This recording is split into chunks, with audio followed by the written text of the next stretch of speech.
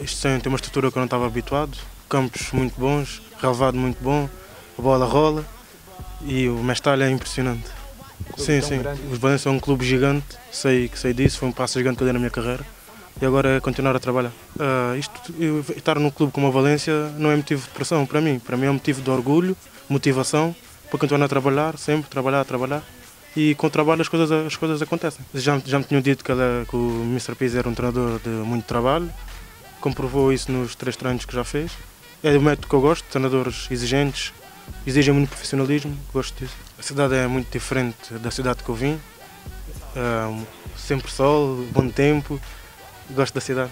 Sim, claro, eu vim aqui para trabalhar, para aprender e aí trabalhando e sendo exigente comigo mesmo, acredito que um dia possa vir a jogar, é por isso que eu trabalho. Sou muito agressivo, disputar todos os lances para ganhar e é isso que podem esperar por mim, muito trabalho, eu vou dar tudo pelo Valência. Quando eu era pequeno, que jogava a extremo, é o Ronaldinho. Ronaldinho. Olha, extremo. Sim. E como central, Tiago Silva. Um bom ano a todos os valencianos.